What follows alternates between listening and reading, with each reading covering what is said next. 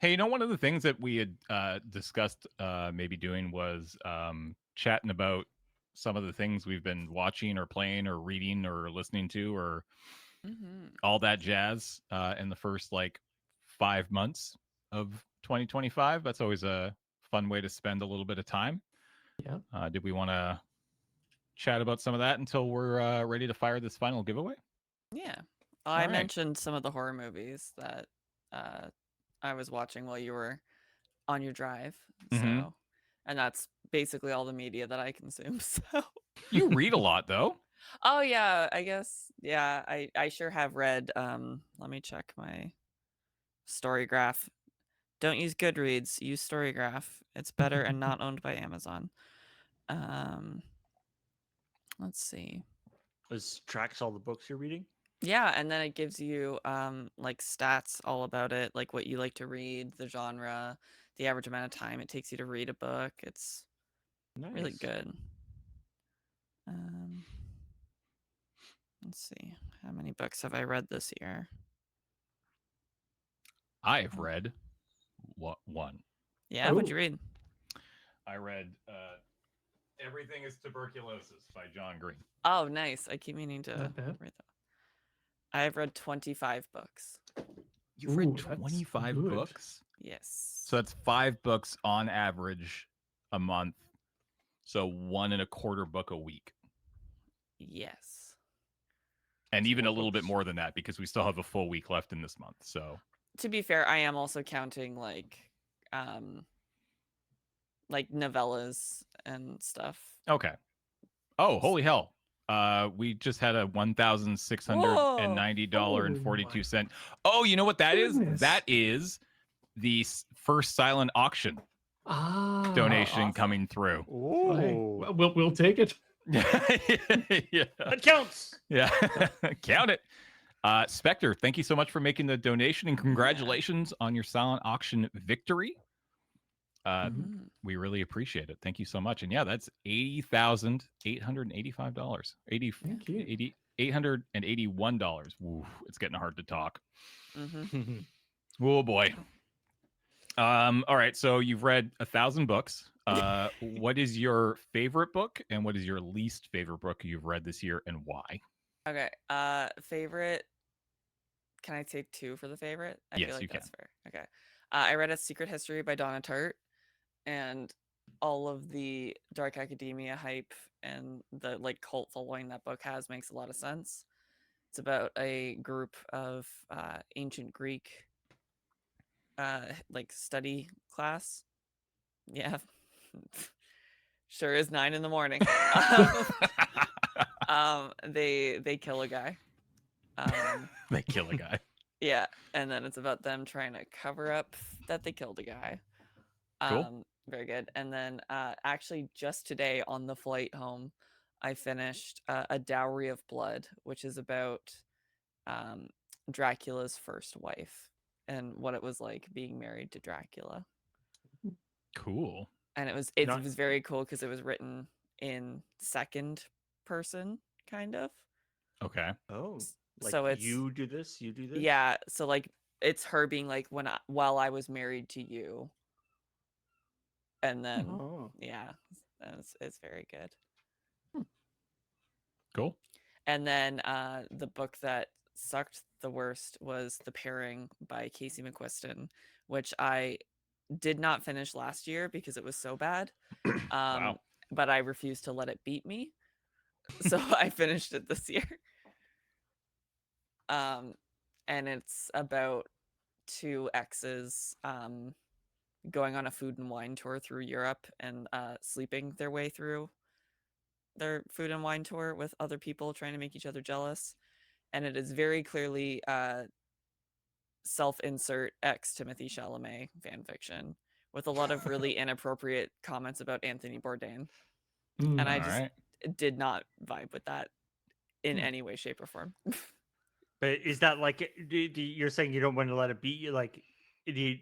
Is that important for you? Like you once you start a book, you want to finish it? Yeah, because I'm pretty good at picking books that I don't hate. I've only had 2 like I've only read 2 books that I did not like. Do you? And I'm curious, actually. Do you? Because I know some people who have a hard time being too down on books. And the reasoning behind it is they find it much easier to hate on, not hate on, but dislike other forms of media that require significantly more people to make, right? Like, I didn't mm, like this movie. I have no problem saying I don't like this movie because I don't feel like I'm necessarily insulting any one person, just everybody necessarily. But with a book, Right. it's like it's a singular person. And I know a couple people who have trouble doing that. I'm just curious if that's a yeah. thing that you've experienced.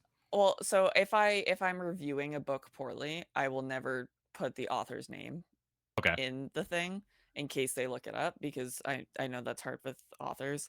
Someone in the chat is saying that they loved One Last Stop by Casey McQuiston. I also loved One Last Stop. Red, White, and Royal Blue is one of my favorite books. Full stop. Uh, I Kiss Shara Wheeler. These are all by the same author. I Kiss Shara Wheeler was okay. It wasn't for me, but yeah, I just I saw this is evil, but it's really funny. Someone on the Goodreads reviews was like, I know that this is Casey McQuiston's dream to write this book, but maybe some people shouldn't have dreams. Wow. My And I'm like, God. that's too far. That's funny, but that's too far. Oh. Yeah. It's too far. Yeah. Mm. But yeah, I just like it just I also the other book that I hated so much that I refused to let it beat me was Song of Achilles, and everybody loves that movie or that book too. Hmm. Um Horribly out of character. I love the Iliad too much for that book. Because it's a retelling of Achilles and Patroclus, Okay. and they made him a woo woo crybaby. Yeah, but yeah, those are the books that I'm really liking and really not liking. I'm done. I've read almost all of Brandon Sanderson over the past 6 months, and that's 4 million words. Wow. Good God. Yeah. I haven't tried Cersei. If I have it, I hated Song of Achilles so much that I'm not sure if I will read it. But yeah, what about everybody else? Books, media, shows. Oh, Uh, yeah, I don't have much in the way of books. I feel like I used to read so much, like so many sort of novels and stuff, and I've sort of fallen out of the habit. Like Mhm. I don't read. I read as much as I ever did, but it's like articles and different things and stuff. Like it's uh and I've got a bunch of cool books that I really want to get to, but I just don't have the not like I don't have the time, but it's I don't spend my time doing that. Just Mhm. but I have seen a couple I was looking at when James mentioned this, I was sort of looking back at some stuff. A couple of neat sort of movies that I saw recently that were like sort of slightly outside my normal wheelhouse for movies, but Sing Sing hmm. it's on, I think it's on Amazon, and it's about it's like, I forget what the acronym is, but it's like it's performing, like performing arts for incarcerated people. Mm. So doing uh, they put on, like putting on a play. They're like a group of people in prison for all sorts of different reasons, putting on a production. And what's really amazing Oh. is, not only is it a really neat movie, it's sort of, really going through these people, or these people really going through this stuff, and how this idea of like that the process of sort of acting and requires this a certain amount of sort of vulnerability that is so difficult to sort of let go of when you're in a prison situation. And so it's a really neat demonstration of that. But what's especially amazing is it's a true story about a real thing that's happening, and almost everybody in the film are people who graduated from that program. That's Oh. cool. So like the it's based on a book that guy wrote, and like the main character is played by actor, and there's like one or two other people who are played by professional or played by regular actors, but then all of the actual roles of the inmates who are doing the things, they're basically playing themselves.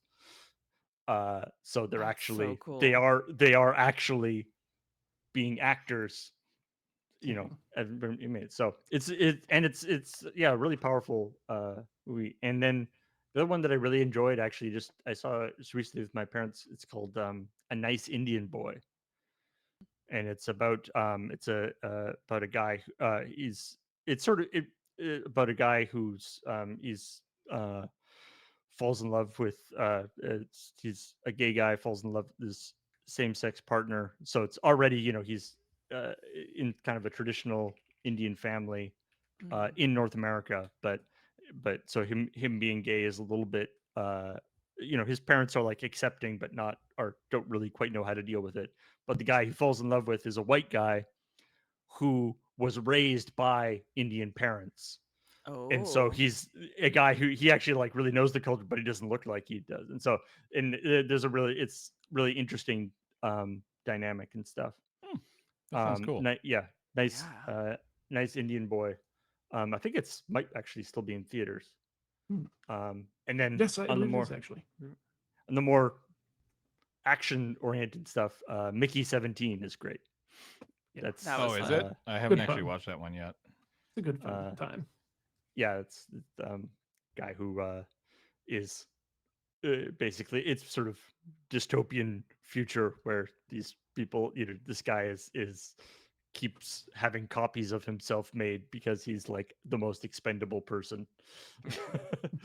And uh it also has Mark Ruffalo with the greatest set of artificial teeth.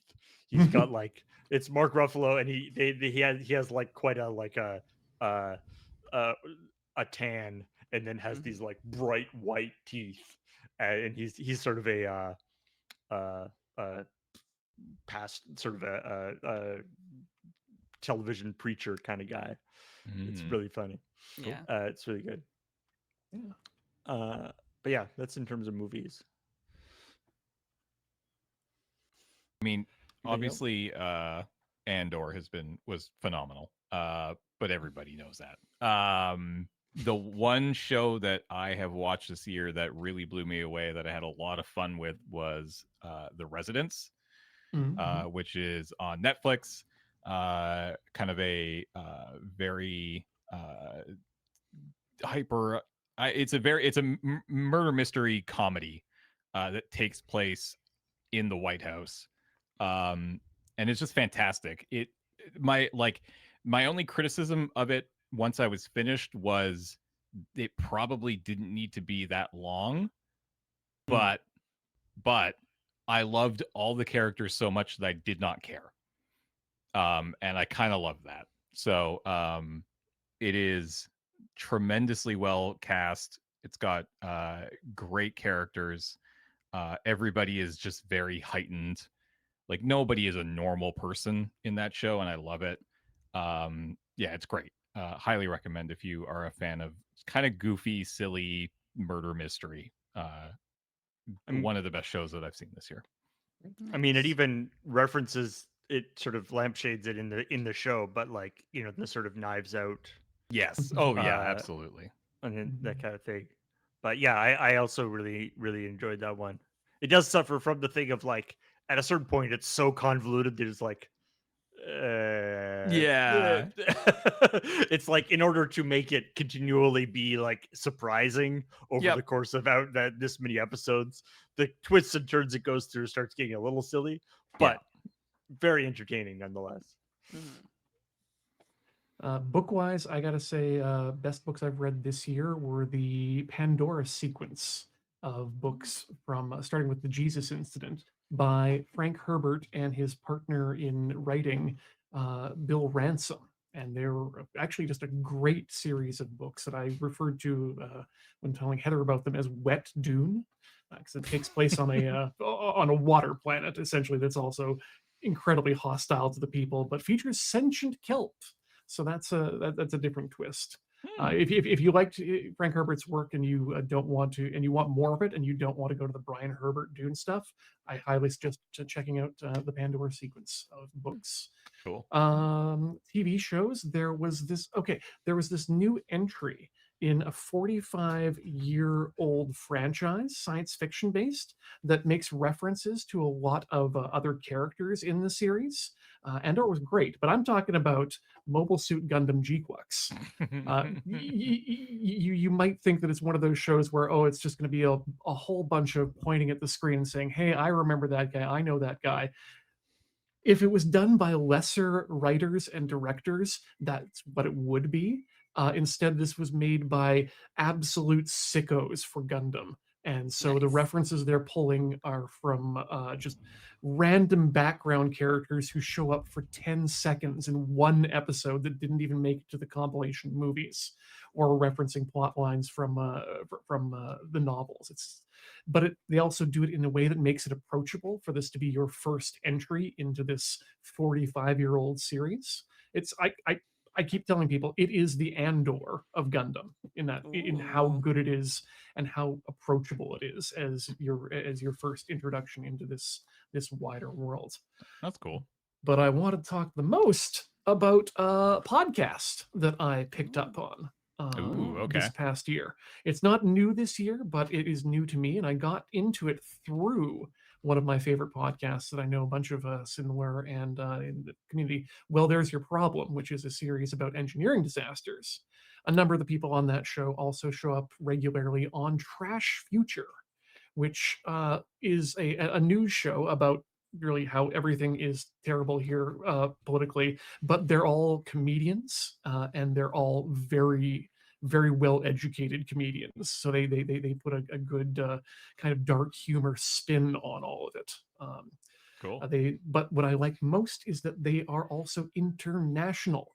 So in addition to hearing about all the bad stuff that's happening in the US, you get to hear about all the bad stuff that's happening in Canada and all the bad stuff that's happening in the UK. Yay! Yay! Yeah, Yay. it's a good way of darkly laughing at the news, Cool. which I think we need. I love the premise of well, there's your problem. The couple of times that I've tried to listen or watch it, Mhm. the fact that they seem to always spend at least 15 minutes trying to get like Zoom working Yep. at the beginning of, and they don't cut that out of the podcast. It's good banter. You need to learn to accept Activate Windows logo as the character that they are. Oh my god. Another TV show that was new this year that I really enjoyed, although I'm not up to date with, is The Studio. Seth Rogen's new yes. show over on Apple TV. So good. That is a phenomenal show, but I've only watched half of the season, so I don't actually know how it all wraps up and how they finish it. I think it just finished this past week, so I need to go and catch up. But Studio was fantastic. It also makes a good coin flip movie or TV series with The Rehearsal. Oh yeah. The Rehearsal is so good. I've heard, yeah. I was gonna say also on Apple TV. I've only seen, it's only got a couple episodes so far, but Murderbot has been super cool. Oh yeah, a lot of Murderbot in the chat too. I'm so afraid to watch it. Yeah. I've heard you read people, the books? Yeah, I've heard people who it seems pretty split, to be honest. From the people that I've seen react who are like deeply familiar with the source material, of which I am not. I have no knowledge of it whatsoever. I've been enjoying the 2 episodes, I think, that have been out so far. It hasn't blown me away, but I've found them to be kind of neat. And obviously, they ended that second episode with kind of a big like, oh, okay, this is obviously going somewhere. But I think it's been like 50-50 between people who are like, it's not doing it for me, or I actually kind of like it. So Yeah, from what I've heard, people love 99% of the casting because like all the ensemble crew is great. That is not Murderbot. that's fair. Murderbot is not a white dude. It is like it having a face. I know it has a face. It shouldn't have a face. That's fair. Yeah. Yeah. And if it did, it would not be white. That is fair. Yeah. The the only thing about Murderbot that threw me out, I haven't read the books, but the only thing that threw me off about it is that it's the fact that it's a half-hour show feels very wrong. In Like, this era, yeah. It I feel like, it's like the like taking the step and missing it. Like I'd be like, oh, things are really kicking off, and then it's over. Like what feels like it should be a commercial break, and it's over, and you're like, oh. I like this premise, and I'm afraid that with however many half-hour shows, they're not gonna like get very far. Whereas if it was an hour long, they could do more. But anyway, yeah. It's not a new show, but the current season of Survivor is really good. All right. Yeah, I love Survivor. It's probably like the best reality TV show in my opinion. Because it's not just all schlock, it's just a little bit of schlock. was Severance this year? Yep. Yes. The second season of Severance was this year. Also good. Also very good. Tremendous, let's be honest. Yep. Yeah, I just finished that. Oh, it's so good. Ian, you mentioned podcasts. There are two podcasts that I would highly recommend, especially if you enjoy the world of mid 2000s SNL, which is the Lonely Island and Andy and Seth Meyers podcast, which is a great podcast with the three Lonely Island guys, Seth Meyers, and it's essentially a rewatch podcast of all of the digital shorts, but then it's also kind of a rewatch podcast of those episodes of SNL, which is really fascinating. It's a lot of goofing around. It's a lot of silly tangents, but it's definitely a lot of fun. And then the other one, which is new this year, is Amy Poehler's new podcast called Good Hangs, and I really enjoy that one a lot. That's a much more structured podcast, a little bit more traditional with like Amy Poehler and a guest, but both are excellent and both are good if again you're a big fan of the 2010 era SNL, of which I am. So